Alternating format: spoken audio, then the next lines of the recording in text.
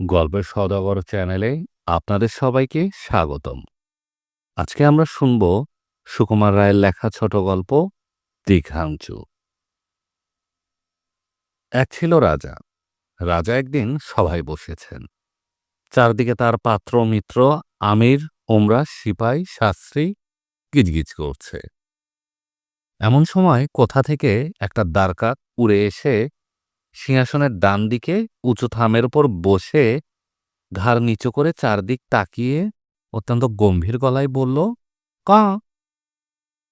কথা নেই বার্তা নেই, হঠাৎ এরকম গম্ভীর শব্দ। সবার শুদ্ধ সকলের চোখ একসঙ্গে গোল হয়ে উঠল। সকলে একসঙ্গে হা করে রইল। মন্ত্রী একতারা কাগজ নিয়ে কি যেন বোঝাতে যাচ্ছিলেন। হঠাৎ বক্তৃতার খেই হারিয়ে তিনি বোকার মতো তাকিয়ে রইলেন। দরজার কাছে একটা ছেলে বসেছিল, সে হঠাৎ ভ্যাঁ করে কেঁদে উঠল। যে লোকটা চামর দোলাচ্ছিল, চামরটা তার হাতে থেকে ঠাই করে রাজার মাথার উপর পড়ে গেল। রাজামশাইয়ের চোখে ঘুমে ঢুলু হয়ে এসেছিল। তিনি হঠাৎ জেগে উঠেই বললেন, জল্লাদ ডাক। বলতেই জল্লাদ এসে হাজির।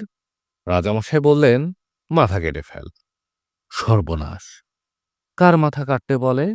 সকলে ভয়ে ভয়ে নিজের মাথায় হাত বুলাতে লাগল। রাজামশাই খানিকক্ষণ ঝিমিয়ে আবার তাকিয়ে বললেন, কই, মাথা কই? জল্লাদ বেচারা হাত জোর করে বলল, আজ্ঞে মহারাজ, কার মাথা? মাথা বললেন। রাজা বললেন, বেটে গোমুখ কথাকার, কার মাথা কিরে? যে এরকম বিটকেল শব্দ করেছিল, তার মাথা। শুনে সভাসুদ্ধ সকলে হাঁপ ছেড়ে এমন ভয়ানক নিঃশ্বাস ফেলল যে কাকটা হঠাৎ ধরফর করে সেখান থেকে পালালো। তখন মন্ত্রী মশাই রাজাকে বুঝিয়ে বললেন যে ওই কাকটাই ওরকম আওয়াজ করছিল।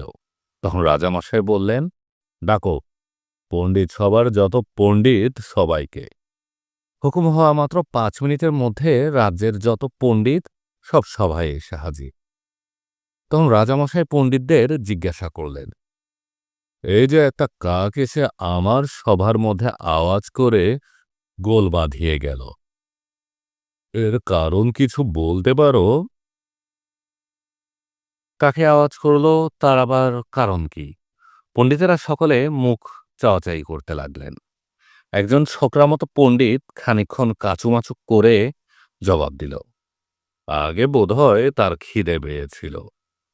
রাজামশাই বললেন, তোমার যেমন বুদ্ধি, খিদে পেয়েছিল তার সবার মধ্যে আসতে যাবে কেন? এখানে কি মুড়ি মুরগি বিক্রি হয়? মন্ত্রী, ওকে বিদায় করে দাও। সকলে মহা তব্বি করে বলল, হা হা, ঠিক ঠিক, ওকে বিদায় করুন। আর একজন পণ্ডিত বললেন, মহারাজ, কার্য থাকলে তার কারণ আছে। বৃষ্টি হলেই বুঝবে মেঘ আছে, আলো দেখলেই বুঝবে প্রদীপ আছে। সুতরাং বয়স পক্ষীর কণ্ঠ নির্গত এই অপরূপ ধ্বনিরূপ কার্যের নিশ্চয়ই কোনো কারণ থাকবে। এতে আশ্চর্য কি?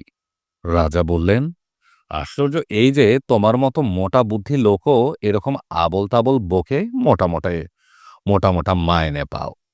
মন্ত্রী, আজ থেকে এর মাইনে বন্ধ করো। অমনি সকলে হাহা করে উঠল, মাইনে বন্ধ করো। দুই পণ্ডিতের এরকম দুর্দশা দেখে সবাই কেমন যেন ঘাবড়ে গেল। মিনিটের পর মিনিট যায়, কেউ আর কথা কয় না। তখন রাজামশাই দস্তুর মতো খেপে গেলেন। তিনি হুকুম দিলেন, এর জবাব না পাওয়া পর্যন্ত কেউ যেন সভা ছেড়ে না ওঠে। রাজার হুকুম। সকলে আড়ষ্ট হয়ে বসে রইল। ভাবতে ভাবতে কেউ কেউ ঘেমে ঝোল হয়ে উঠল। চুলকে চুলকে কারু মাথার প্রকাণ্ড টাক পড়ে গেল। বসে বসে সকলের খিদে বাড়তে লাগলো। রাজামশাইয়ের খিদে নেই, বিশ্রামও নেই, তিনি বসে বসে ঝিমুতে লাগলেন। সকলে যখন হতাশ হয়ে এসেছে আর মনে মনে পণ্ডিতদের মূর্খ অপদার্থ নিষ্কর্মা বলে গাল দিচ্ছে, এমন সময় রোগা শুটকো মতো একজন লোক হঠাৎ বিকট চিৎকার করে সবার মাঝখানে পড়ে গেল। রাজা, মন্ত্রী, পাত্র, মিত্র, উজির, নাজির সবাই ব্যস্ত হয়ে বললেন, কি হলো কি হলো?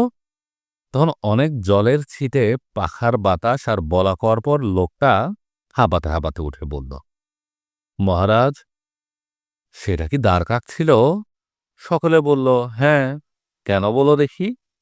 লোকটা আবার বলল, মহারাজ, সে কি ওই মাথার উপর দক্ষিণ দিকে মুখ করে বসেছিল, আর মাথা নিচু করেছিল, আর চোখ পাকিয়েছিল, আর করে শব্দ করেছিল? সকলে ভয়ানক ব্যস্ত হয়ে বলল, হ্যাঁ হ্যাঁ, ঠিক ওরকমই হয়েছিল। তাই শুনে লোকটা আবার ভেউ ভেউ করে কাঁদতে লাগলো আর বলতে লাগলো, হায় হায়, সে সময় কেউ আমায় খবরটা দিলে না কেন? রাজা বললেন, তাই তো, একে তোমরা খবর দাওনি কেন? লোকটাকে কেউই চেনে না, তবু সে কথা বলতে সাহস পেল না। সবাই বলল, হ্যাঁ, ওকে একটা খবর দেওয়া উচিত ছিল। যদিও কেন তাকে খবর দিবে আর কি খবর দিবে এ কথা কেউ বুঝতে পারল না। লোকটা তখন খুব খানিকটা কেঁদে তারপর মুখ বিকৃত করে বলল, দৃঘাংচু। সে আবার কি? সবাই ভাবল লোকটা খেপে গেছে। মন্ত্রী বললেন, দীঘাংচু কি হে? লোকটা বলল, দীঘাংচু নয়, দীঘ্রাংচু। কেউ কিছুই বুঝতে পারল না, তবু সবাই মাথা নেড়ে বলল, ও। তখন রাজামশাই জিজ্ঞেস করলেন, সে কি রকম হে? লোকটা বলল, আগে আমি মূর্খ মানুষ, আমি কি অত খবর রাখি? ছোটবেলা থেকে দীঘ্রাংচু শুনে আসছি, তাই জানি দীঘ্রাংচু যখন রাজার সামনে আসে তখন তাকে দেখতে দেখায় দ্বারকাকের মতো। সে যখন সভায় ঢোকে তখন সিংহাসনের ডান দিকে থামের উপর বসে মাথা নিচু করে দক্ষিণ দিকে মুখ করে চোখ পাকিয়ে ক বলে শব্দ করে। আমি তো আর কিছু জানি না, তবে পণ্ডিতেরা যদি জানেন। পণ্ডিতেরা তাড়াতাড়ি ব্যস্ত হয়ে বললেন, না না, ওর সম্বন্ধে আর কিছু জানা যায়নি। রাজা বললেন, তোমায় খবর দেয়নি বলে কাঁদছিলে, তুমি থাকলে কি করতে? লোকটা বলল, মহারাজ, সে কথা বললে যদি লোকে বিশ্বাস না করে তাই বলতে সাহস হয় না। রাজা বললেন, যে বিশ্বাস করবে না তার মাথা কাটা যাবে, তুমি নির্ভয়ে বলে ফেলো। সভাসুত লোক তাতে হাহা করে সায় দিয়ে উঠল। লোকটা তখন বলল, মহারাজ, আমি একটা মন্ত্র জানি। আমি যুগ জন্ম ধরে বসে আছি। দীঘাংশুর দেখা পেলে সে মন্ত্র যদি তাকে বলতে পারতাম তাহলে কি যে আশ্চর্য কাণ্ড হতো তা কেউ জানে না, কারণ তার কথা কোনো বইয়ে লেখেনি। হায় হায় রে, এমন সুযোগ কি আর আমি পাব? রাজা বললেন, মন্ত্রটা আমায় বলো তো। লোকটা বলল, সর্বনাশ, সে মন্ত্র দীঘাংশুর সামনে ছাড়া কারুর কাছে উচ্চারণ করতে নেই। আমি একটা কাগজে লিখে দিচ্ছি, আপনি 2 দিন উপোস করে 3 দিনের দিন সকালে উঠে সেটা পড়ে দেখবেন। আপনার সামনে দ্বারকাক দেখলে তাকে আপনি মন্ত্র শোনাতে পারেন, কিন্তু খবরদার আর কেউ যেন তা না শোনে, কারণ দ্বারকাক যদি দৃঢ়াংচু না হয় আর তাকে মন্ত্র বলতে গিয়ে অন্য লোক যদি শুনে ফেলে তাহলে সর্বনাশ। তখন সভা ভঙ্গ হল।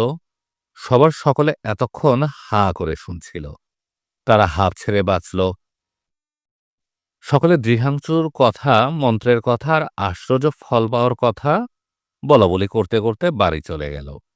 তারপর রাজামশাই 2 দিন উপোস করে 3 দিনের দিন সকালবেলা সেই লোকটার লেখা কাগজখানা খুলে পড়লেন। তাতে লেখা আছে, হলদে সবুজ ওরাং ওটাং, ইটপাটকেল চিটপটাং, মুশকিল আসান ওরে মালি, ধম্মতলা কর্মখালি। রাজামশাই গম্ভীরভাবে এটা মুখস্থ করে নিলেন। তারপর থেকে তিনি দ্বারকাক দেখলেই লোকজন সব তাড়িয়ে দিয়ে তাকে মন্ত্র শোনাতেন আর চেয়ে দেখতেন কোনো রকম আশ্চর্য কিছু হয় কিনা। কিন্তু আজ পর্যন্ত দীর্ঘাংশুর কোনো সন্ধান তিনি পাননি। গল্পের সওদাগর চ্যানেলে আপনারা শুনছিলেন সুকুমার রায়ের লেখা ছোট গল্প দৃঘাংশু।